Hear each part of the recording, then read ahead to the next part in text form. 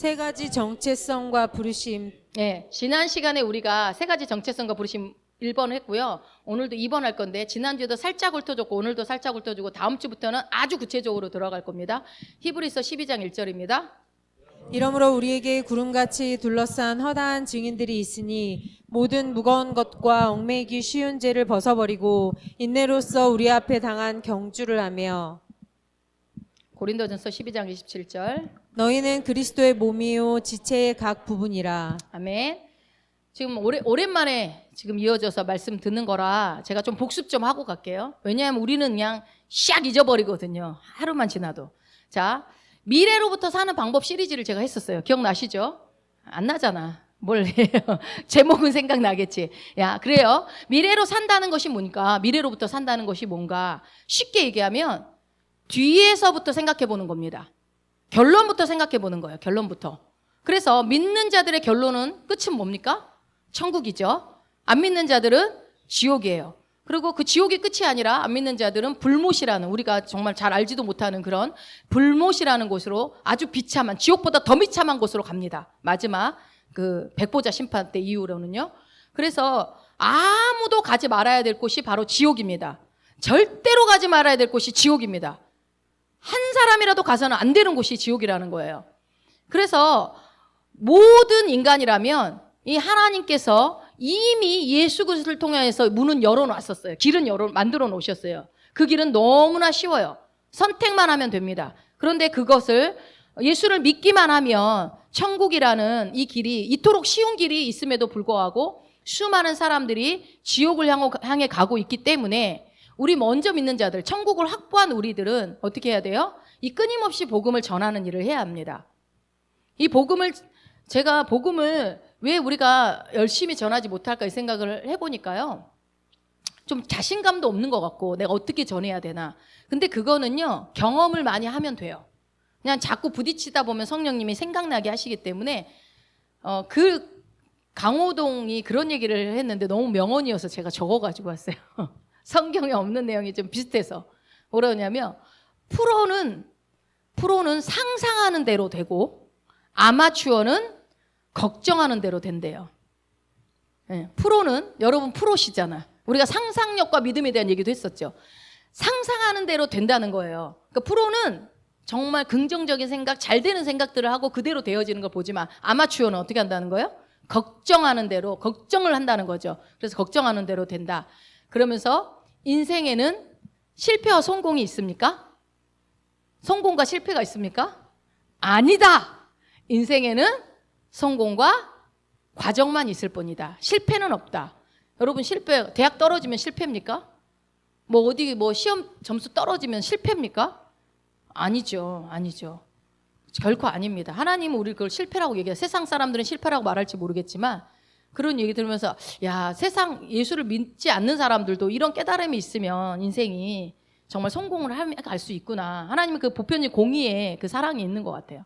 아무튼 우리가 이 땅에서 이 끊임없이 복음을 전해야 되고 사도행전에도 말했지만 우리에게 증인의 삶을 살라고 말씀하고 있습니다. 그러니까 여러분 우리의 사명은 1차적으로 증인입니다. 증인의 삶을 살아야 되고 영혼 구원자의 삶을 살아야 되고 이것이 우리 주님이 우리에게 부탁하신 일이에요. 부탁하셨어요. 우리에게. 땅끝까지 이르러 내 증인 좀 돼달라. 예. 자, 그러면 우리는 믿는 자이기 때문에 믿는 자에게는 심판이 없습니까? 아니다. 어떤 심판이 있죠? 그리스도의 심판대가 있다. 이것은 죄를 심판해서 지옥에 보내는 그 심판대가 아니고 영원한 시상식이다. 그러나 내 상을 빼앗길 수 있기 때문에 심판대라고 말씀을 드렸어요. 그래서 그 시간은 어떤 믿는 자들, 우리가 이 그리스도의 심판대라는 것은 뭐예요? 우리의 믿는 자녀들, 우리가 먼저 믿은 구원받은 자들이 구원받고 난 이후에, 구원 이후에 이 삶을 어떻게 해요? 하나님 앞에 가셔서 직고하는 시간입니다. 너가 예수 믿고 난 다음에 어떻게 살았어? 저 이렇게 살았습니다. 주님이 하라고 하신 이 일 했습니다. 라고 직고하는 시간. 그래서 직고하고 난 다음에 면류관을 주죠. 시상식이 있습니다. 시상식. 자, 고린도후서 5장 10절입니다. 이는 우리가 다 반드시 그리스도의 심판대 앞에 나타나게 되어 각각 선악간에 그 몸으로 행한 것을 따라 받으려 함이라. 예, 반드시 반드시 그리스도의 심판대 앞에 나타나게 된다라는 겁니다. 예, 반드시. 그러니까 우리 모두가, 그렇죠? 한 사람도 빠짐없이. 그래서 이 그리스도의 심판대에 대해서 몇 시간에 걸쳐서 제가 말씀을 드렸었는데요. 근데 별로 안 좋아하시는 것 같아요. 별로 인식하지 않는 거예요. 왜 그럴까? 제가 생각을 해보면서 왜 그럴까? 이 심판대라는 말이 마음에 안 드나? 아니면 혹은 내 삶을 직고한다고 하니까 두렵나? 그래요, 여러분? 저는 이 그리스도의 심판대가 있다는 것이 너무너무 안심이 되고 너무 기쁘고 좋거든요. 왜 그러냐면 여러분, 이게 왜 두려워할 일인지 저는 잘 모르겠어요. 왜냐하면 여러분, 그리스도의 심판대가 있기 때문에 일단 안심되지 않아요? 뭐가요? 나를 힘들게 하거나 나를 고통스럽게 하거나 내가 막 정죄해야 되고 미워해야 될 그 사람을 내가 정죄할 필요가 없잖아요. 미워할 필요가 없잖아요. 왜요? 주님이 다 알아서 해주시니까요. 제가 그런 일을 악한 일을 안 해도 되잖아요. 그리고 내가 심판할 필요도 없어요. 주님이 다 해주시니까. 그래서 내가 할 일은 주님 마음으로 용서하려고 노력하는 거 말고는 할 게 없어요. 그렇죠? 너무 좋지 않아요? 주님이 다 해주시겠다는 거니까. 그리고 또 주님이 그러니까 어쨌든 간에 그리스도의 심판대가 우리 안에 있다라는 것은 우리의 공적을 나중에 다 하나님이 이제 시상을 해주겠다. 그리고 주님 사랑으로 하지 않은 것들은 다 불로 태워지지만 정말 주를 위해서 한 것들은 보석처럼 타지 않고 그대로 남는다라고 얘기를 했었죠. 그래서 우리는 그리스도의 심판대가 있기 때문에 어떠냐면요, 삶의 많은 영역을 맡길 수가 있어요, 여러분. 여러분이 책임지지 않으셔도 돼요. 어떤 거 속상한 일이 있으면 그거를 주님께 맡겨버릴 수 있다고요. 왜? 주님이 그 심판 날에 내 마음을 다 알아주시잖아요. 그때 가면. 그리고 내가 이 땅에서 주를 위해서 살기 때문에, 예수 믿기 때문에 희생한 것들 있잖아요. 오늘 여러분도 지금 이 시간에 쉬고 싶은데 희생하고 온 시간들이 있는 거죠. 그리고 뭔가 많은 것들을 솔직히 말해서 희생하는 것들이 있어요. 그런데 그 희생한 것들, 내가 예수님 때문에 포기한 것들에 대한 대가가 언제요? 그리스도의 심판대에서 하나님이 다 체크해서 주겠다고, 보상해 주겠다라고 한 약속이니까. 왜요? 하나님께서는 정말 우리 한 사람 한 사람의 인생의 작은 행동 하나하나까지도 주의 깊게 보고 계시고 가치 있게 보고 계신다라는 거예요. 그 말씀이 성경에 나와 있잖아요. 마태복음 10장 42절입니다. 또 누구든지 제자의 이름으로 이 작은 자 중 하나에게 냉수 한 그릇이라도 주는 자는 내가 진실로 너희에게 이르노니 그 사람이 결단코 상을 잃지 아니하리라 하시니라. 아멘. 작은 자 중 하나에게 냉수 한 그릇 준 것도 결단코 상을 잃지 않겠대요. 하나님은요, 여러분의 그냥 지나가다 교회 쓰레기 하나 준 것도 상 주겠다는 거예요. 뭐 해야 될지 알겠죠? 쓰레기 주라 이거예요. 자, 봅시다. 마태복음 25장 40절입니다. 임금이 대답하여 이르시되 내가 진실로 너희에게 이르노니 너희가 여기 내 형제 중에 지극히 작은 자 하나에게 한 것이 곧 내게 한 것이니라. 아멘. 우리가 누군가에게 거지한테 뭐 1,000원을 주었던, 아니면은 뭐 누구 배고픈 자에게 빵을 하나 사, 그 모든 것이 다 누구한테 하는 거래요? 주님한테 한 거라고 주님이 다 계산해 주겠다는 거예요. 다 결산해 주겠다는 거예요. 그때 직고할 때 주님이 몰라서 직고를 받겠습니까? 알지만 그것을 시상해 주기 위해서 직고하라는 거예요. 그리고 이제 뭐 우리가 기억 못한 것들을, 야, 네가 그렇게 했구나, 너 나한테 이렇게 했구나, 내가 언제요? 이런 내용들이 나오잖아요. 그런데 지극히 작은 자에게 한 게 나한테 한 거야 라고 주님이 지금 말씀하고 있어요. 이것이 바로 그리스도의 심판대입니다. 여러분, 그리스도의 심판대 기대가 되십니까? 아직도 기대 안 돼요? 직고할 날을 생각하면 난 말 못하는데 뭐예요? 뭐 그런 걱정을 해요. 예. 충분히 기대하셔도 좋습니다. 시상식이라니까요. 여러분이 생각지도 못한 많은 것들이 아마 경품으로, 상품으로 준비되어 있을 겁니다. 확신하건대 여기 계신 분들 걱정하지 않으셔도 됩니다. 기대하시기 바랍니다.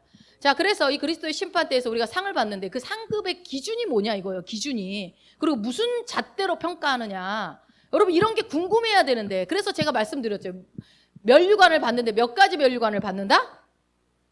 기억나십니까? 5가지. 근데 그게 뭐 꼭 정답은 아닙니다. 한 가지를 그렇게 5개로 표현했을 수도 있고, 근데 이제 성경에 나온 면류관 5가지를 제가 말씀을 드렸습니다. 그러나 기억은 안 날 겁니다. 자, 뭐 있었죠? 읽어봅시다. 의의 면류관, 면류관, 생명의 면류관, 영광의 면류관, 썩지 않은 면류관, 소망과 기쁨과 자랑의 면류관. 예, 이 면류관 어떻게 하면 받는다고 말씀드렸어요? 의의 면류관은 누가 받는다고 그랬어요? 기억나세요? 기억나는 대로 한번 해보세요. 하나라도. 이거 봐. 상에 대한 기대감이 없으니까 기억을 못해. 이거를 알고 있어야 내가 이 상 받으리라 하고 살지요. 다시 설교해야 되겠네. 아니 여러분 그렇잖아요. 우리가 상 받기 위해서 다름질하라고 그러잖아요. 우리가 항방 없이 달리지 말고, 그리고 상 받듯 누가 달리게 하는 사람 1등한 사람 있지 않냐. 니네도 상 받도록 그렇게 해라라고 했는데 여러분 상 안 받아도 상관없어요? 근데 받아야 된다고 그랬잖아요. 그건 나중에 말씀드리고. 자, 의의 면류관은 주님을 나타나심을 사모하는 자한테 무조건 준대요. 여러분 주님 오심을 기대하고 기다리십니까? 네, 그럼 의의 면류관. 또 어떤 게 있어요? 자기의 사명을 다한 자에게 의의 면류관을 줍니다. 주님이 하라고 하신 그 일을 한 거. 생명의 면류관은요. 또 기억 안 나시죠? 시험과 연단이 있을 때 그때 죽도록 충성하는 자. 이 죽도록이라는 것은 막 열심을 얘기하는 게 아니라 죽을 때까지 하나님과 세상과 타협하지 않고 주님을 바라보고 충성하는 자에게 주는 것이 생명의 면류관이다. 물론 의의 면류관과 생명의 면류관이 같은 것일 수도 있어요. 그러나 영광의 면류관은 뭐라고 그랬어요? 기억나세요? 이거는 목양하는 목회자들한테 주는 면류관이다. 그 다음에 썩지 않는 면류관은요. 기억 안 나세요? 이게 운동선수를 제가 비유해서 얘기했던 것 같아요. 그래서 어떻게 해요? 어떤 상황에 나를 쳐서 복종한다고 그러죠. 나를 컨트롤하고 해서 목표를 향해서 끝까지 달려가는 자들, 나의 달려갈 길을 끝까지 달려가는 그들에게 썩지 않을 면류관이 주어집니다. 제가 지금 대충 얘기하는 거. 소망과 기쁨과 자랑의 면류관은 뭘까요? 예수 믿지 않는 누군가를 주께로 인도해내고 연약한 자를 말씀을 가르쳐서 성장시키고 그런 사람들에게 주는 거예요. 여러분 이게 다 받을 수 있겠어요? 5개 다 내 거예요? 아멘? 5개 다 내 거여야 되는데 목양이랑 물론 목회자들만 있는 게 아니라 여러분들이 자녀들을 잘 가르치는 것도 하나의 그 영광의 면류관이 될 수 있습니다. 자, 그래서 이 면류관을 받는 거에 대해서 저도 잘 그랬지만 생각보다 너무 많은 그리스도인들이 이거를 생각을 안 하고 살아. 아니 금메달 태능 선수촌이나 우리 선수들이 자나깨나 금메달 하면서 운동하지 않습니까? 힘들어도 참고 케이크 먹고 싶어도 빵 먹고 싶어도 참고 하는 이유가 뭐예요? 뭐 때문에 그래요? 그 썩어질 금메달 때문에 이 땅에 죽고 나면 썩어질 그 금메달 때문에라도 먹을 걸 참고 체중 조절을 하면서 하는데 여러분 이 면류관은 언제까지 가요? 한번 받으면 영원히 가요. 이 영원히가 여러분에게 달리는 그 표딱지로 따라가는 거예요. 영원히. 소망과 기쁨과 자랑의 면류관 받게 내가 진짜 전도 많이 할 거. 그때가 소해봐야 소용없다는 거예요. 근데 이거 내가 무슨 상을 받을지 상이 뭔지도 모르고 여러분 경주하면 말이 됩니까? 내가 상이 뭔지는 알아야 될 거 아니에요. 이거에 대해서 관심과 기대가 없으니까 여러분 그냥 사는 대로 사는 거예요. 근데 사는 대로 살면 안 되잖아요. 그래서 여러분 이 상급은 나의 부르심에 대한 동기부여가 돼요. 내게 주어진 이 부르심을 내가 때로는 힘들고 지치고 때려치고 싶고 이런 마음들이 있을 수 있잖아요. 하기 싫고 왜 나만 해야 돼 이런 생각이 있을 수 있어요. 그럴 때 아니야 내가 누구 보여주려고 하냐, 사람의 인정받으려고 하냐, 나에게는 의의 면류관이 준비되어 있어, 나에게는 생명의 면류관이 준비되어 있어, 나 그 면류관 받을 거야 하는 마음으로 동기부여가 되지 않습니까? 그렇죠. 그 이상 받아야 되잖아요. 그래서 이 주님이 내게 주어진 이 부르심을 잘 완수하면요, 주님이 면류관 들고 저를 기다리고 계신다니까요. 씌워주려고. 그래서 사진도 보여드렸잖아요. 씌워주는 거. 그러면 생각해봐요. 여러분 지금 막 힘들어도 참을 수 있잖아요. 그거 생각하면 이겨지잖아요. 근데 아마도 많은 사람이 이런 것 같아요. 야, 천국만 가면 장땡이지 무슨 상까지 얘기해. 천국 가는 것만도 다행이지 뭐 상급까지 운운하냐. 이 생각 때문이라서 이걸 기억을 못하나? 아니면 뭐 한번 생각해 보세요. 여러분 지금 100세 시대 하는데 100세까지는 사실은 살고 싶지도 않고 사실 100세까지는 못 살더라도 평균 80에서 90살까지 요즘에 많이 사는 것 같아요. 그러면 80, 90까지 사는데 세월이 빨라요? 느려요? 아연이는 느릴 거야. 그러나 우리 권사님이나 목사님 빠르죠? 너무 빠르죠? 이번에 시골 갔을 때 엄마랑 이런저런 얘기하다가 아이고 엄마가 이제 시골에서 젊었을 때 아주 막 머리에 이고 발로 들고 등에 지고 그래서 막 일하던 그 모습이 그 젊게 막 열심히 일하던 모습이 생각나는 거예요. 그래서 야 그때가 엊그제 같은데 어떻게 지금 이렇게 아이 들어서 이제 기운 빠져서 일하는 게 힘들지만 그래도 여전히 일하면서 엄마는 세월이 빨랐냐고 길었냐고 아니 빨랐냐고 느리게 갔냐고 물어보니까 겁나 빨라. 순식간에 지나와 버렸대요. 어느새 이 나이가 돼버렸대. 너무 빠르대요. 근데 이거는 연세 드신 분들의 모든 공통적인 말씀인 것 같아요. 저도 생각하면 제가 이렇게 벌써 이 나이가 됐나?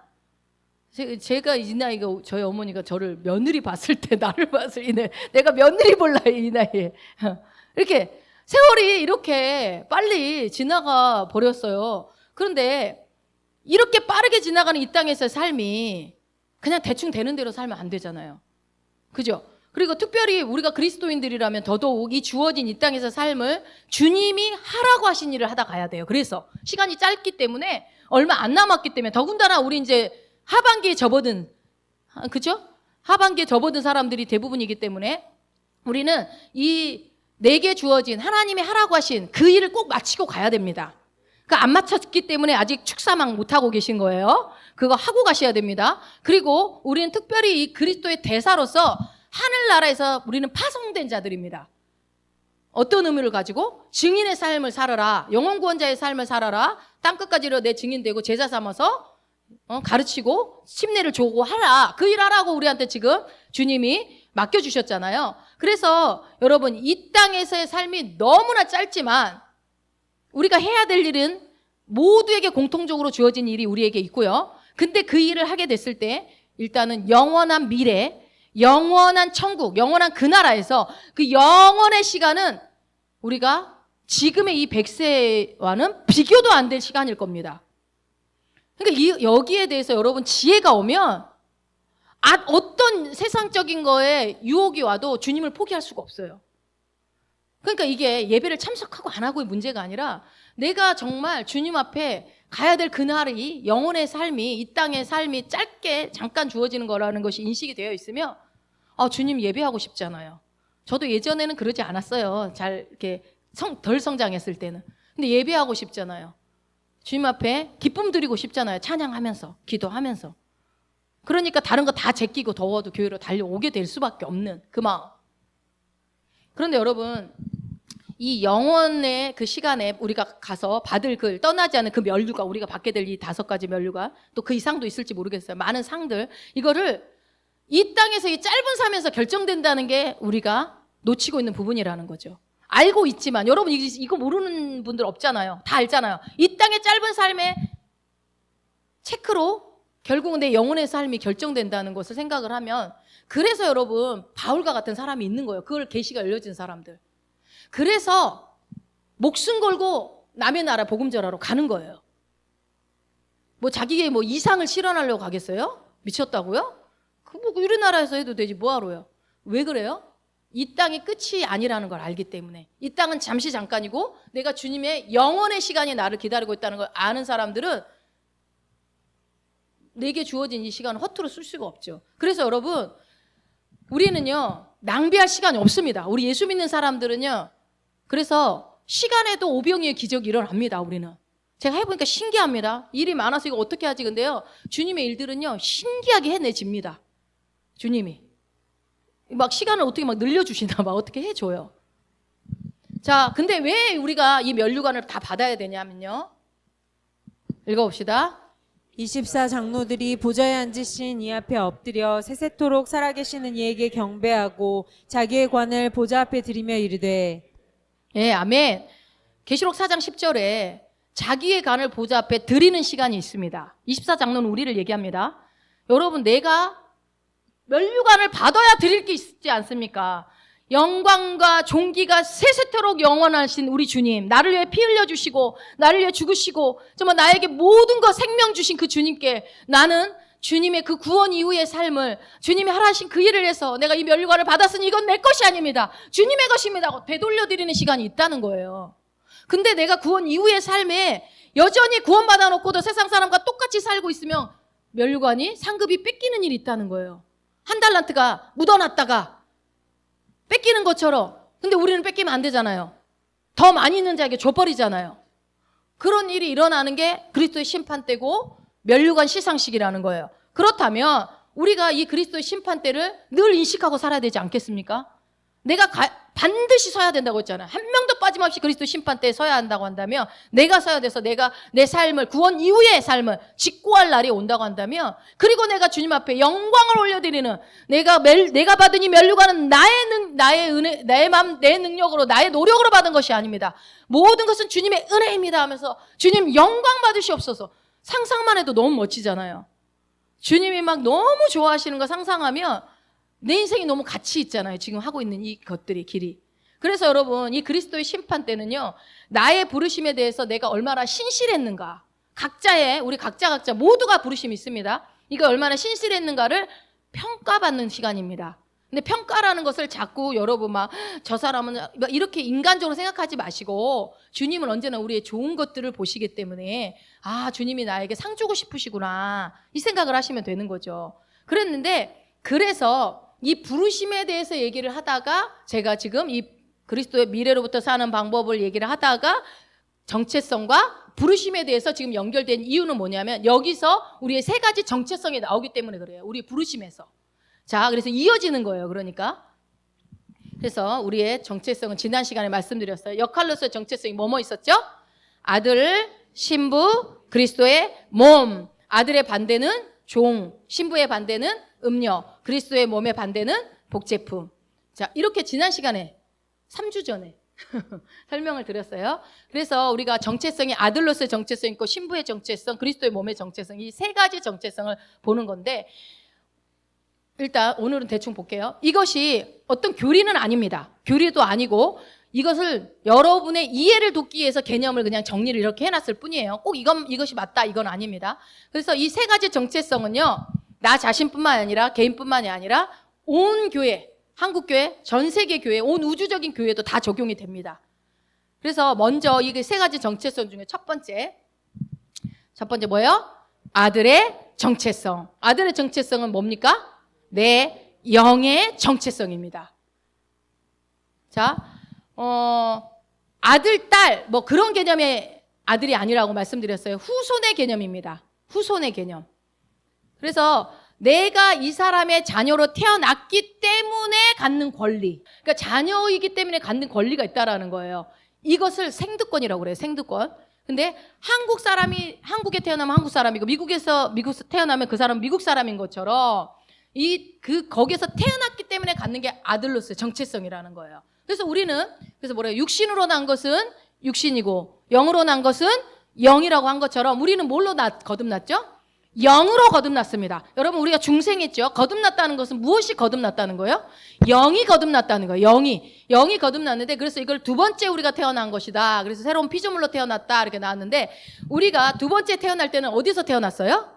첫 번째는 엄마 뱃속에서 태어났지만, 두 번째는요, 하늘에서 태어납니다. 하나님으로부터 그 하나님의 DNA를, 생명을 가지고, 그 하나님의 본성을 가지고 우리가 영으로 다시 태어난 거예요. 그래서 우리는 하나님을 아버지라고 부르게 되었습니다.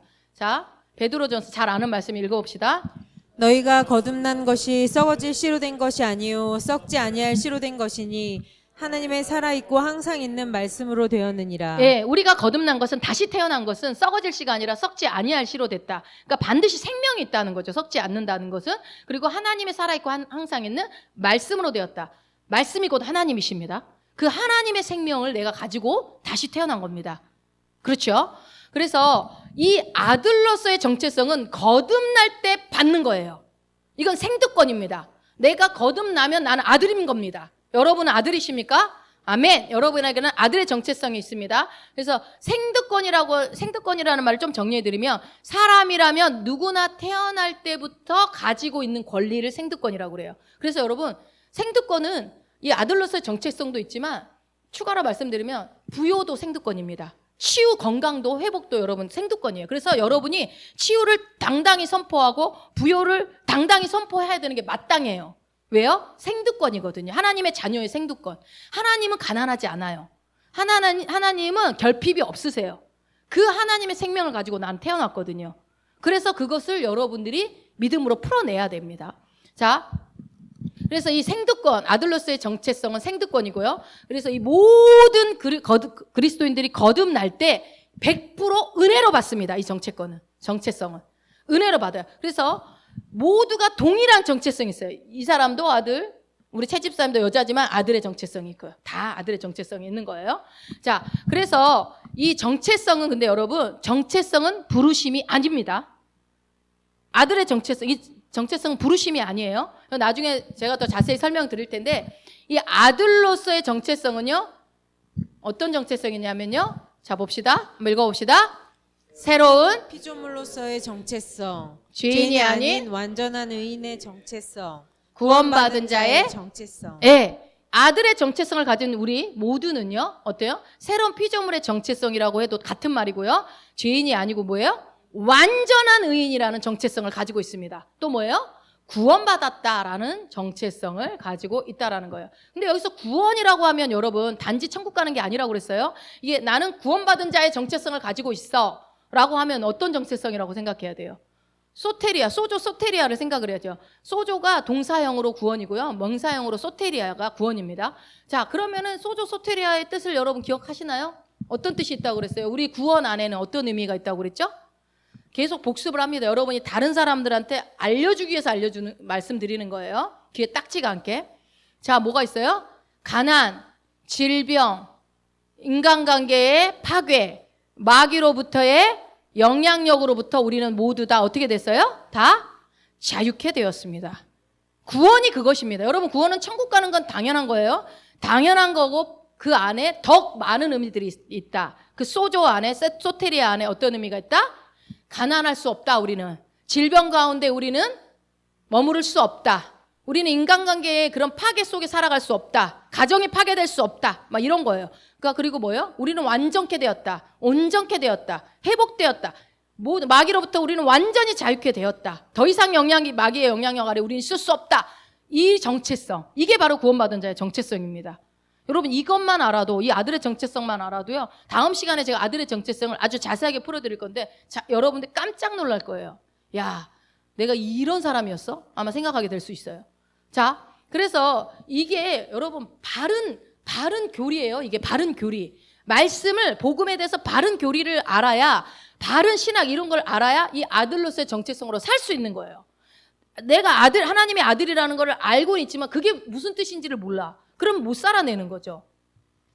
그래서 내가 이 정체성에 대해서 얼마나 알고 있는가, 얼마나 알고 있고 이 얼마나 내가 알므로 인해서 살아낼 수 있는가, 이것이 아주 중요합니다. 그래서 이거를 여러분이 이제 사람에 따라서 이거를 얼마나 많이 알고 적게 알고 얼마나 확신하고 확신하지 않느냐, 이 차이는 있을 수 있어요. 그러나 모두가 다 동일하게 아들의 정체성을 갖고 있다. 그뿐만 아니라 뭐예요? 예수 그리스도께서 하나님의 아들로서 가지셨던 그 정체성 있죠. 예수님이 가지셨던 그 정체성과 우리의 정체성은 동일합니다. 동일합니다. 우리 여러 번 봤죠? 읽어봅시다. 주께서 그러하심과 같이 우리도 이 세상에서 그러하니라. 예. 요한일서 4장 17절에 주께서 그러하신 것 같이 우리도 이 세상에서 그러하다는 게 외모를 말합니까? 혼을 말해요? 아니죠. 뭐예요? 영.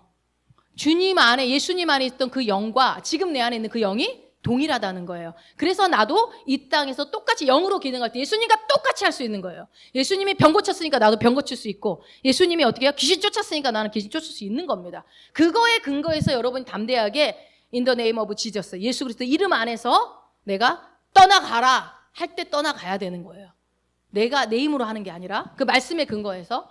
그래서요, 여러분, 우리 영의 상태가 어떤 상태라고요? 아들로서의 정체성을 갖는다는 거. 그래서 이거는 모두가 갖고 있는 정체성이고 가장 기초가 되는 정체성입니다. 여러분, 기초는 그럼 기초라면 뭐냐? 기초. 이 아들의 정체성이 기초인데 고린도전서 3장 10절. 내게 주신 하나님의 은혜를 따라 내가 지혜로운 건축자와 같이 터를 닦아두매 다른 이가 그 위에 세우나 그러나 각각 어떻게 그 위에 세울까를 조심할지니라. 아멘. 터를 닦아둔대요. 당연히 어떤 건물을 세우려면, 우리는 건물을 지어져 가는 사람들이죠. 건물을 세우려면 어떻게 해야 돼요? 기초를 닦아야 되겠죠. 기초. 그러니까 터를 닦는 게 기초입니다. 그러니까 아들의 정체성이 우리의 신앙의 터입니다. 터를 닦아야 되는 그 기초예요. 근데 건물을 세울 때 땅을 파고 기초를 세우는데, 여러분, 기초를 왜 닦습니까? 건물을 세우려고 하는 거죠. 기초를 닦아놓고 건물 안 세우는 사람이 어디 있어요? 기초를 닦는 이유는 건물을 세우려고 하는 거죠. 자, 11절. 이 닦아둔 것 외에 능히 다른 터를 닦아둘 자가 없으니 이 터는 곧 예수 그리스도라. 아멘. 우리 아들의 정체성이 우리의 기초의 터인데, 닦아야 될 터인데, 그 터가 뭐라고요? 곧 예수 그리스도라는 거예요. 그러니까 우리의 기초는 다른 터는 안 된다. 오직 예수 그리스도로만 가능하다라는 거죠. 건물을 세우기 위한 목적으로 우리가 터를 닦는다고 한다면 다른 기초는 너무너무 중요하죠. 여러분 100층 빌딩이 이 지어질 때 올라가는 속도는 굉장히 빠르지만 이 기초를 닦는 시간이 거의 절반 이상을 차지하죠. 여기서 밑에서 제대로 안 해놓으면 쌓는 건 아무 의미가 없습니다. 그래서 모래 위에 세운 집, 반석 위에 세운 집 우리가 성경에 나오죠. 우리는 어디에 세워요? 반석, 예수 그리스도라는 터 위에 지어져 나가는 거예요. 예수 그리스도가 우리의 신앙의 터가 되어야 하는데 얼마나 그 말이 무슨 말이냐면요. 내가 바른 복음을 알고 있냐. 여러분 예수 믿는 사람들하고 복음 다 알 것 같죠? 아니요. 그렇지 않아요. 신앙생활 몇십 년 한 사람한테 물어보세요. 복음이 뭐라고 생각하냐? 복음이 뭐냐? 구원이 뭐냐? 한번 물어보세요. 신앙생활 하는 가까이 있는 사람들한테. 그럼 제대로 대답하는 사람 별로 없을걸요? 여러분은 근데 지금 자신 있게 얘기할 수 있죠. 복음이 뭔지. 자, 그래서 우리가 은혜로 받은 일, 이 구원, 바른 복음을 우리가 잘 배우고 은혜로 받은 이 복음을, 구원을 잘 우리가 제대로 알고 있게 된다면요. 이 부분은요. 이것을 모르기 때문에 이 기초를 모르기 때문에 예수 믿어도 항상 힘든 거예요. 예수 믿어도 삶에 기쁨이 없어. 감사가 없어. 왜요? 기초가 제대로 안 닦여 있으니까. 가장 중요한 기초만 잘 닦여져 있으면 그러니까 여러분 기초하는데 시간이 오래 걸리고 저도 이 세피복음을 여러분 앞에 한 3, 4년을 기초 닦는데 제가 투자할 거라고 생각을 하고 있습니다. 그래서 계속 반복하는 거예요. 근데 수요일 날은 조금 더 제가 더 진도를 나가지만 계속 여러분에게 반복하는 이유가 이게 지금은 조금 지루한 것 같고 또 반복하는 것 같이 보일지 모르겠지만 이게 반복이 되고 나면 어느 순간에 여러분들이 저절로 말씀이 나와요. 삶이 그렇게 사라지게 되어 있습니다. 내 생각이 싹 바뀌어버리거든요. 마인드가 바뀌면요. 삶은 저절로 말과 행동은 저절로 바뀌게 되어 있어요. 그래서 교회 안에서 이 부분이 저는 잘 가르쳐야 되고 목회자가 제일 해야 될 일이라고 저는 생각을 해요. 아까 서두에 말씀드렸던 것처럼 더하기를 손가락으로 가르쳐버리면 죽는 거예요. 그러니까 여러분 좋은 목회자를 만나는 것도 여러분의 인생의 가장 큰 축복이에요. 잘 만났다. 잘 만났어. 제가 잘 가르쳐 줄 거거든요. 어떻게 하든 간에 여러분들을 아주 최고의 정말 영혼 구원자로 만들 거거든요. 제가 하는 게 아니라 저는 이제 주님이 저를 통해서 말씀을 가르치는데 이거는 저는 제 사명이라고 생각해요. 그래서 저는 안 믿는 자들에게도 가르치는 것도 가르치지만 이미 믿는 자들을 교정을 저는 많이 해주고 있어요. 주변 사람들. 그거 아니다. 교정을 해줘요. 근데요. 살짝만 교정해주면 또 잘 따라오시는 분들은 또 잘 따라와요. 여러분은 이 새로운 피조물의 복음을 계속 듣고 계시기 때문에 추구하고 있기 때문에 이 은혜의 복음에 대해서 여러분이 지금 그러니까 우리의 복음은 은혜거든요. 은혜로 주어지는 거. 이 은혜의 복음을 많이 알고 계시겠지만 이 교회 전체적으로 이 기초를 정말 새 신자들 오면 한 3, 4년은 5년까지는 기초 아주 죽기 살기로 기초만 닦아도 돼요. 그러면 그 이후부터는 알아서 합니다. 물론 더 빠르게 가는 사람도 있겠지만 그래서 이 기초를 우리가 얼마나 제대로 알고 이 성경적인 제대로 된 바른 복음 안에 지식 안에서 우리가 쌓아가는가. 사람의 생각도 아니고 교단의 교리도 아니고 어떤 교회의 교리도 아니고 뭐예요? 하나님의 진정한 온전한 복음의 말씀 위에 어떻게 세워졌는가가 너무나 중요합니다. 그래서 저는 그렇게 생각해요. 새로운 피조물의 복음 안에서 기존에 이제 있는 거에다 자꾸 쌓아 올려가려고 하면요. 여러분 힘들어요. 그냥 기존에 있는 거를 그냥 싹 쓸어버리고 여러분 건물도 그렇잖아요. 집도 고칠 때 여기 뜯어 고치고 저기 뜯어 고치고 이렇게 하는 것보다 어떻게 하는 게 나아요? 차라리 싹 쓸어버리고 다시 짓는 게 훨씬 나아요. 그게 훨씬 빨라요. 그러니까 이렇게 막 고민하지 말고 그냥 클리어하게 받으시면 돼요. 그냥 싹 치워버리고 잘못된 거 있으면 치워버리고 다시 세우면 됩니다. 그래서 이 복음의 바른 터를 저는 그렇게 생각해요. 이게 비단 우리 교회 아니고 여러분 한두 사람 몇 명의 복음이겠지만 저는 온전한 복음은 불처럼 번지는 힘이 있다고 저는 믿습니다. 그래서 작게는 우리 시온성 교회지만 더 나아가서는 우리 한국교회와 그리고 주변에 여러분들을 많이 알고 계시는 모든 사람들에게 이 복음이 저는 전해져야 된다고 믿습니다. 하나님은 모르겠어요. 더 많은 계시를 또 열어가시겠지만 여러분이 지금 현재 가장 열려져 있는 최고의 계시로 열려진 이 새로운 피조물의 복음을 가지고 여러분이 이제는 나가셔야 됩니다. 전진하셔야 됩니다. 그래서 그렇게 하는 자에게 하나님은 새 일을 행하시는 거예요. 여러분, 그래서 이제 나이가 60이 넘어가면 사실 어른이죠. 어른이죠. 어른. 그래서 저는 아직 어른이 아니에요. 어른이 되면 한국 교회 안에 그리스도인으로서 어른의 역할을 저는 감당해야 된다고 생각해요. 60이 넘어. 어른으로서 역할. 뭘까요? 저도 얼마 안 남았습니다, 사실. 어른의 역할. 이 대한민국 교회의 어른으로서 역할을 잘할 수 있을까? 어른들의 역할들을 잘해줘야 물이 위에서 아래로 흐르기 때문에 다음 세대가 있는 거거든요. 그래서 우리가 생각만 할 게 아니라 어른의 역할이라는 거는 저는 그래서 옛날에 그런 말이 있죠. 옛날에 그런 말이 아니라 세상에도 그런 속된 말로 나이가 들면 무엇은 열고 무엇은 닫아라 그런 말 있죠. 내 입으로 말 못하겠어. 뭐죠? 지갑은 열고 입은 닫아라. 그런 말 이게 속세 말이에요. 성경에는 없으니까. 그 말에 근데 어떤 의미가 있냐면 저는 어떤 생각을 드냐면 우리가 나이가 들어서 그냥 내가 나이 먹었으니까 군림하는 게 아니라 내가 어른이니까 이게 아니라 실제적 준비를 해야 된다라는 생각이 드는 거예요. 실제적 준비. 그게 뭡니까? 내가 할 수 있는 영역 안에서 내가 바른 진리 안에서 제가 우뚝 서는 거죠. 나이 들었으니까 나는 안 배워도 돼. 대충 해도 돼. 이게 아니라 이제라도 늦었다고 생각하는 이때라도 하나씩 잘 제대로 배워서 누군가에게 복음을 전할 기회가 있을 때 잘못된 것들을 교정해주고 하나님에 대한 오해를 풀어주고 그런 것들을 해주면은 게 저는 오히려 연세 드신 분들이 훨씬 잘할 수 있을 거라고 생각합니다. 그 역할을 저는 실제적 준비를 그래서 나이가 들어갈수록 공부 더 하셔야 됩니다. 안 해도 돼. 안 보여서 침침해서 못해가 아니라 주님이 눈을 밝게 해주실 겁니다. 해서 공부하시고 배우셔서 언제든지 준비된 자가 이거 뭐 저도 얼마 남지 않으니까 제가 또 해야 할 일이겠죠. 할 때까지 계속 배워나가고 해야 될 줄로 믿습니다. 그러한 여러분 되기를 축복합니다. 예. 그거를 여러분 그림을 그리고 있어야 그 사람으로 살아요. 내가 그런 어른이 되겠다고 그림을 그려야 그런 어른이 된다니까요. 그냥 막연하게 있으면요.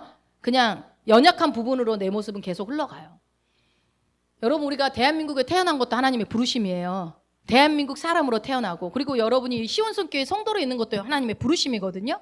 이 부르심에 여러분이 제가 받은 은혜 나 하나만 위로받고 나 하나만 은혜 누리겠다 이런 걸로만 하지 마시고 이제 내가 가지고 있는 그 비전 부르심을 따라 찾으셨다면 부르심이 있는 걸 아신다면 내가 할 수 있는 일들을 하나씩 해나가는 우리 교회는 정말 말만 하는 교회가 아니라 실제로 내가 실천해서 살아내는 그런 여러분들과 제가 되기를 정말로 바라고 소망합니다. 예. 자, 두 번째 정체성은요. 빠르게 가겠습니다. 뭡니까? 신부의 정체성. 이거는 뭐예요? 내 혼의 정체성입니다. 내 혼은 어떤 정체성을 가졌다고요? 신부로서의 정체성을 갖고 있습니다. 자, 우리는 하나님의 교회로 주님의 몸된 교회로서 예수님의 그리스도의 신부로서 준비되어지는 자들이죠. 그래서 나중에 신부는요 누가 오죠? 결국 신랑이 옵니다. 신랑이 신부를 데리러 옵니다. 자, 그래서 교회의 준비가 다 마무리가 되면 예수님이 그리스도께서 누구를요? 신부를 데리러 오십니다. 이 땅에. 여러분, 저와 여러분을 데리러 오시죠. 그날이 반드시 옵니다. 이것은 그래서 교회 전체적으로도 신부지만 나 개인으로서도 신부입니다. 그러면 신부와 신랑은 뭘 합니까? 이 정체성이 내 혼의 정체성이 신부니까 신부는 뭘 할까요? 신랑과 신부는. 자, 첫 번째가 아들의 정체성이었죠. 아들과 아빠와의 관계하고는 같을까요, 다를까요? 당연히 다르죠. 당연히 다르죠. 우리가 부모 자식 간의 관계와 부부 간의 관계가 다릅니다. 아들과 아빠의 관계는 친밀하거나 친밀하지 않거나 상관없이 법적인 관계가 있어요. 그렇죠? 친밀하든 말든 아빠랑 친하든 안 친하든 법적으로 아들과 아버지입니다. 그런 자격이 있어요. 자식이 죄를 졌어도 그 자식은 내 자식이에요. 그렇게 되는 거죠. 그러나 신랑과 신부는 뭐예요? 언약을 합니다. 언약을 해서 결혼을 해야 되고 또 둘이 어때요? 그 관계를 계속 개발해 나갑니다. 여러분 부부가 한번 결혼하면 그냥 영원히 행복합니까? 아니죠. 서로 맞춰가고 서로 포기하고 서로 위해주고 사랑해주고 이런 관계들이 계속 개발을 해 나가요. 이게 신랑과 신부예요. 그래서 이게 뭐예요? 부부가 친밀하면 친밀할수록 신랑과 신부가 친밀하면 친밀할수록 그 관계는 훨씬 좋겠죠. 그래서 이 신부의 정체성은 뭐다? 하나님과의 친밀함을 얘기합니다. 친밀함. 그래서 이거는 뭐 정답은 아니고 그럴 것 같다라는 개인적인 생각이에요. 하나님의 친밀함. 자, 이것이 자 여러분 봅시다. 친밀함에 대한 얘기를 볼게요. 요한복음 17장 3절. 영생은 곧 유일하신 참 하나님과 그가 보내신 자 예수 그리스도를 아는 것이니이다. 영생은 곧 유일하신 참 하나님과 그 보내신 자 예수 그리스도를 아는 것이래요. 아는 것. 예수 그리스도 아는 것. 그러니까 영생이라는 건 다만 지옥에 가지 않는 것, 멸망하지 않는 것뿐만이 아니라 뭐라고요? 예수 그리스도를 아는 것이 영생입니다. 그러니까 우리가 내 안에 영생이 있어 그러면 끝이 아니라 내 혼이 예수 그리스도와 계속 어떻게 해요? 개발되어져 가요. 관계가 친밀함으로 계속 성숙해 가야 된다고. 이게 성화라는 표현도 있겠죠. 해 나가는 거예요. 그래서 주님을 아는데 어떻게 알아야 된다? 친밀하게 알아야 된다. 친밀함이라는 건 뭐예요? 어떻게 하면 친밀하게 됩니까? 어떻게 하면 친밀해지죠? 그 사람을 알려면 어떻게 해야 돼요? 경험적으로 알아야 되겠죠. 경험적으로. 그냥 지식으로 아는 거 말고 경험적으로. 그래서 여러분 그러면 하나님과 친밀하고 경험적으로 친밀해지려면 어떻게 하면 됩니까? 하나님이 어떻게 해야 될 건 없어요. 왜냐하면 하나님은요 항상 오픈 마인드, 항상 열려 있어요. 하나님은 언제든지 나를 부르면 네가 찾으면 언제든지 대답하겠다. 언제든지 내가 너를 만나주겠다. 라고 얘기를 하고 있어요. 레디 하고 계세요. 그럼 뭐예요? 친밀해지려면 내가 친밀해지고자 하나님 앞에 적극적으로 다가가면 되는 거죠. 부모는 항상 자식한테 마음이 열려 있어요. 근데 자식이 와주면 부모 자식 간에 친밀한 관계가 유지가 되는 것처럼 그래서 우리 쪽에서는 그러니까 하나님 쪽에서는 언제나 준비가 되어 있기 때문에 하나님과의 친밀한 관계를 유지하고 싶은 마음을 가지고 적극적으로 하나님을 사랑합니다 고백도 하고 찬양도 하고 막 부르기도 하고 막 그런 막 여러분 우리 친밀한 사람들 대화를 많이 하죠. 그래서 기도하라는 거예요. 대화를 많이 하면 친밀해져요. 자주 보면 친밀해져요. 그래서 기도하라는 거지 어떤 기도를 위한 기도를 하는 게 아니라는 거예요. 주님과 친밀함, 내 신부의 정체성 때문에 하는 거죠. 그래서 아들의 정체성은 가능성이 아니라 우리가 그것을 배우고 깨달아가고 확신하면 돼요. 아들의 정체성은. 그렇지만 그래서 우리에게 동일하게 주어진 정체성이지만 신부의 정체성은요. 내가 신부인 거는 맞죠. 내가 신부인 거는 맞지만 내가 얼마나 하나님과 친밀한가는 사람마다 다 틀릴 겁니다. 그렇죠? 어떤 사람은 굉장히 친밀한 사람이 있고 어떤 사람은 그렇지 못한. 그러니까 결국은 그거는 어느 편에서의 문제냐면 나의 문제입니다. 내가 얼마나 하나님과 친밀하고자 추구했는가. 그 차이가 있어요. 그래서 신부의 정체성을 우리는 계속 만들어 가야 돼요. 개발해 가야 돼요. 주님과의 관계를. 부부가 친해지려면 대화를 많이 하고 함께 시간을 많이 보내고 막 그래야 돼요. 둘이 얼마나 친밀해. 24시간 붙어 있으니까 엄청날 거야 아주 친밀함이. 그 친밀함이 있어야 된다고요. 주님과 24시간 교통해봐요. 친밀 안 할래 안 할 수가 없지. 그래서 기도 많이 하시는 분들이 친밀하니까 자기가 기도해라 그렇게 얘기하는 거예요. 근데 뭣도 모르고 그냥 기도하라니까 기도하는다 막 이게 아니라고요. 우리의 혼의 신부의 정체성을 위해서. 그래서 우리가 하나님과의 친밀함, 신부로서의 이 정체성은요. 하나님에 대한 오해가 있으면 친밀할 수 있을까요? 없을까요? 이 친밀하기가 힘들어요. 하나님에 대한 오해가 있으면. 그래서 이 오해가 풀려야 이게 하나님과 친밀함을 유지할 수 있거든요. 근데 이게 그래서 내적 치유가 필요합니다. 근데 여러분 제가 말씀드리는 내적 치유는 여러분이 알고 있는 내적 치유와 틀릴 겁니다.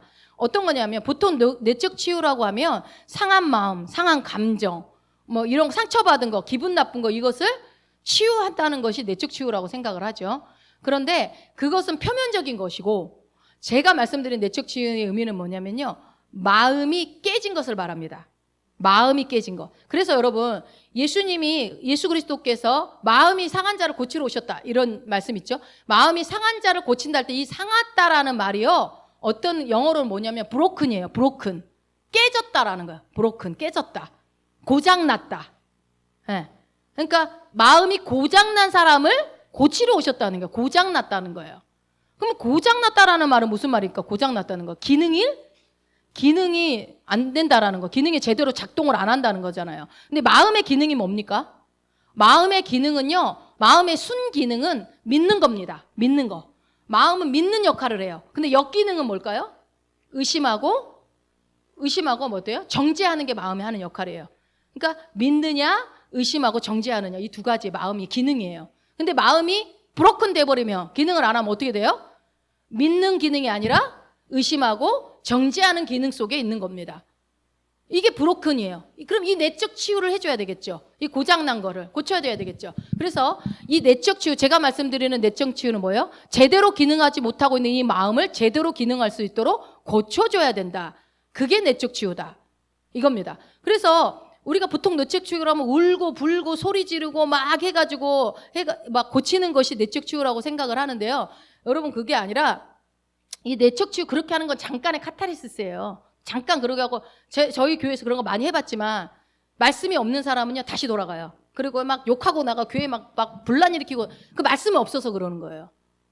물론 귀신을 뽑아내주고 치료해 주어서 제정신이 돌아오게 한 다음에 그 다음 뭐예요? 그래서 목사님이 항상 말씀을 넣어야 된다 해서 말씀을 더 오라 계속 와서 말씀들을 하는데 대부분이 안 와버려. 그러니까 다시 어떻게 돼요? 다시 귀신에 매여요.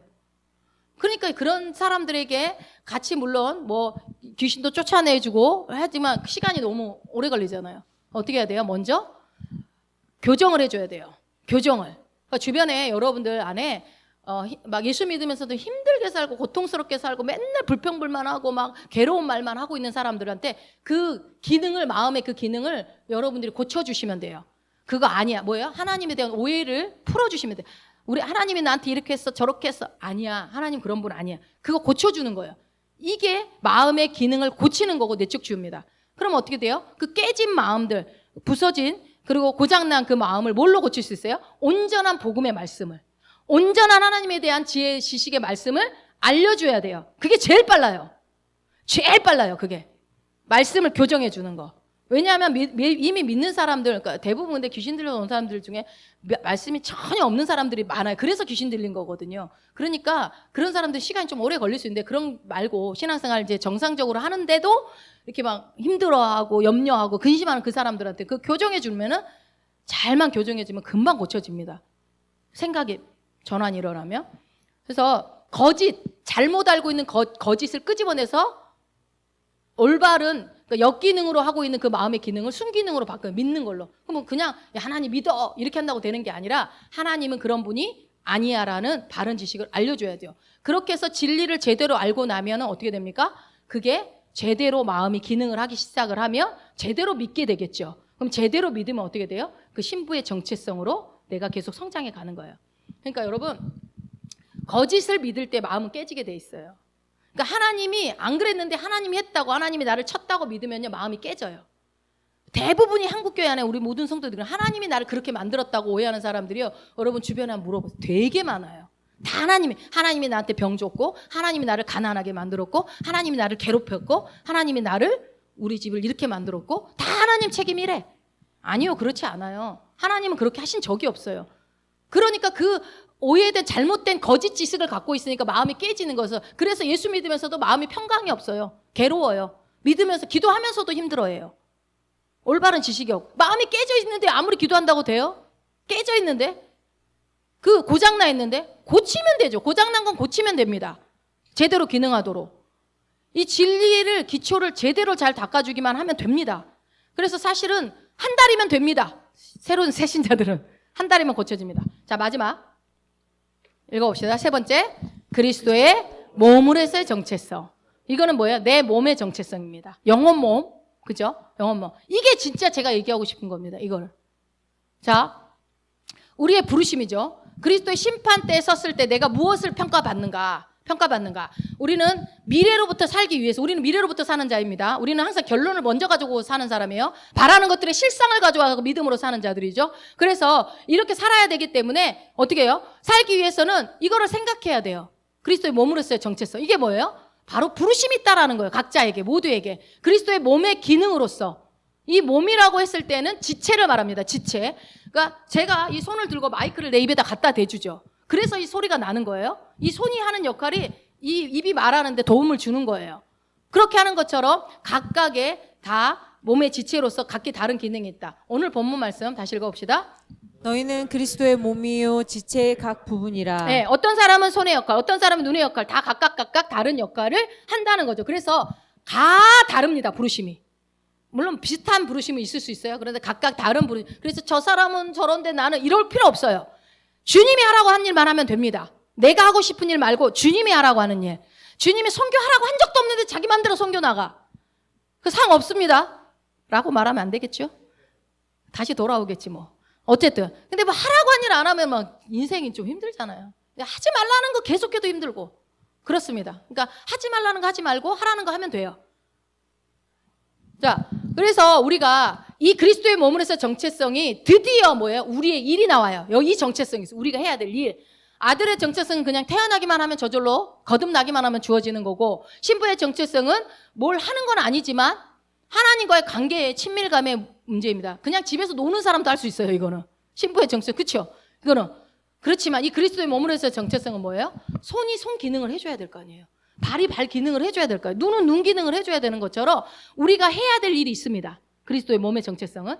자, 이게 그래서 부르심인데, 여러분 부르심이라고 하면 이제 내가 일을 해야 된다고 하는 거라고 말씀드렸어요. 그래서 이 몸으로서 나는 어떤 부르심을 받았나, 이거를 생각을 해요. 이거를 추구해야 된다고. 이거 고민 많이 해야 돼요. 우리가 하면서도 내가 이걸 잘 가고 있는가. 여러분, 제가 목회자라고 목사가 돼서 말씀 전한다고 해서 제 부르심이 이거야 하고서 제가 편할까요? 아니요. 저는 여기 지금도 계속 고민합니다. 하나님 나한테 뭘 하기를 원하실까? 근데 막 나는 안 하고 싶은데 막 요구할 때가 있어요. 그렇지만 어떻게 돼요? 그거에 부르심이 있으면 해야지 뭐 어떡합니까? 내 생각은 중요하지 않죠. 모세야 가가지고 이스라엘 백성들 불러내라. 저 말 못해요. 아론 붙여줄게. 어떻게 하든 간에 결국은 하게 합니다. 하나님. 그러니까 여러분, 내가 하나님이 나를 어떤 식으로 이끌어가는지에 대해서 내 부르심에 대해서 계속 점검을 하면서 가야 된다고요. 그래서 대부분 여러분 이게 막 지체라고 하면은, 지체의식이라고 하면 그냥 손이 아프면 나도 아픈 거야, 발이 아프면 나도 아프지, 이 정도로밖에 생각 안 해요. 아니라고요. 이거는 그 정도의 이해의 지체의식이 아닙니다.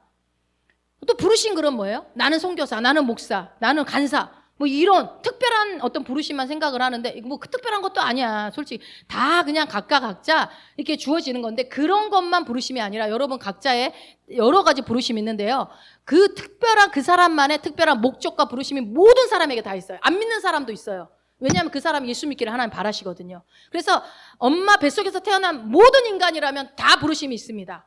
그런데 여러분, 이 말이 굉장히 정말 진부하게 들릴지는 모르겠지만 정말로 여러분 이건 진리예요. 각자에게 부르심이 있다는 거. 그래서 우리 이 부르심의 사역들을, 각자의 사명들을 잘 찾아서 하면 되는데, 너무 막 특별하게 생각할 필요도 없습니다. 어떤 사람은 계속 말씀드리지만 엄마로서의 부르심이 있어요. 엄마의 역할로서의 부르심. 예수님 엄마 마리아처럼, 예, 마리아 같이 훌륭한 엄마가 있었으니까 예수님이 나타난 거예요. 처녀의 몸으로 아기를 낳는. 또요, 여러분 지난 시간에 봤던 룻의 사명은 뭐였어요? 기억나세요? 룻의 사명. 누구를 낳았어요? 다윗의 아버지를 낳았잖아요. 그래서 룻의 사명은 다윗의 아버지를 낳는 게 사명이었어요. 그러면요, 구레네 시몬은요? 그렇죠. 예수님이 십자가 지고 갈 때 잠깐 같이 져주는. 그래서 평생 몇천 년 동안 이름이 올라가요, 성경에서. 별거 아닌 것 같지만 그 구레네 시몬 대단한 사람.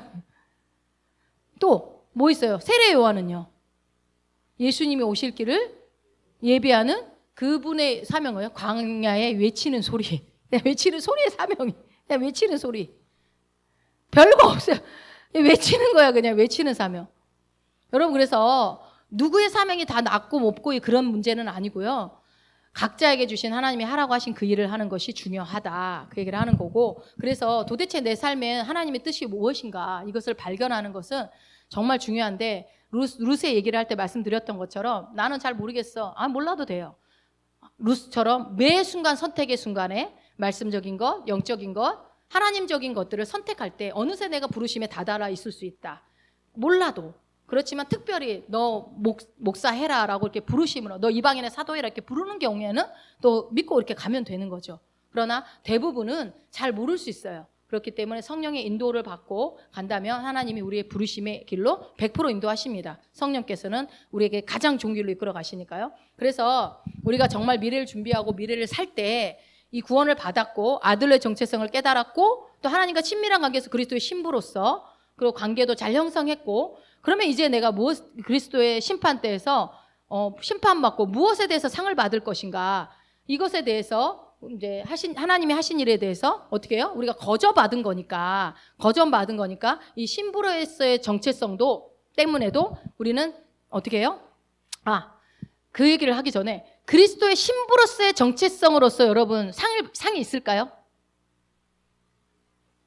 신부로서의 정체성을 잘 하면은 상을 받을까요? 신부로서의 정체성이 뭐라고 그랬어요? 하나님과의 친밀함이라고 그랬잖아요. 예수님과 친밀함을 통해서 우리는 어떻게 가요? 나중에 신랑이 오면 어디를 가요? 혼인잔치 가죠. 혼인잔치. 혼인잔치를 신부로 갑니다. 초대해서 가는 게 아니에요. 신부는 내가 초대를 하죠. 그러니까 아들로서의 정체성으로서는 상 받을까 안 받을까요? 안 받아요. 거저 받았으니까 안 받아요. 그럼 신부로서의 정체성은요? 그것도 상은 없습니다. 그걸로는 상은 없어요. 혼인잔치에 그냥 신부로서 결혼식에 참여하면 됩니다. 그런데 이 그리스도의 몸으로서의 정체성으로서는요? 예, 여기에는 상이 있는 거예요. 이 독특한 이 부르심의 이거에 대해서 우리는 그리스도의 심판대에서 심판을 받게 된다는 거예요. 그래서 이 세 가지 정체성을 이렇게 나눠봤는데요.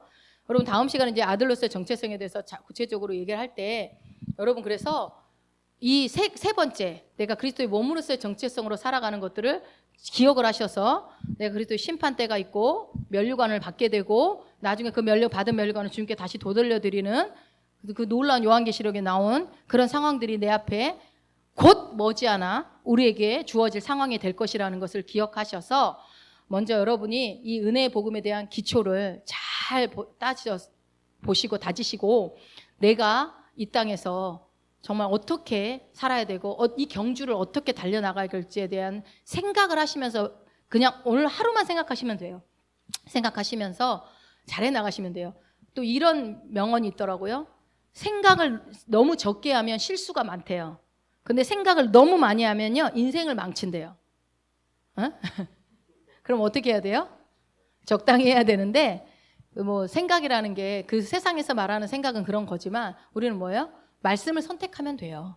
그러니까 만약에 성령님이 너 이거 해라 그럴 때는 주저하지 말고 그냥 하시면 되고 근데 뭔가 하려고 그러는데 계속 걸리고 그러면은 그때는 생각을 더 해봐야 되겠죠. 그 성령의 인도를 받게 하신다면 여러분 이제 2025년 하반기가 시작됐습니다. 이 하반기를 놓치고 미끄러지지 않도록 여러분 말씀을 꽉 붙잡고 하나님의 뜻 가운데 설 수 있도록 말씀과 기도로 우리 자신을 겸손하게 준비하는 여러분 되시기를 예수님 이름으로 축원드립니다.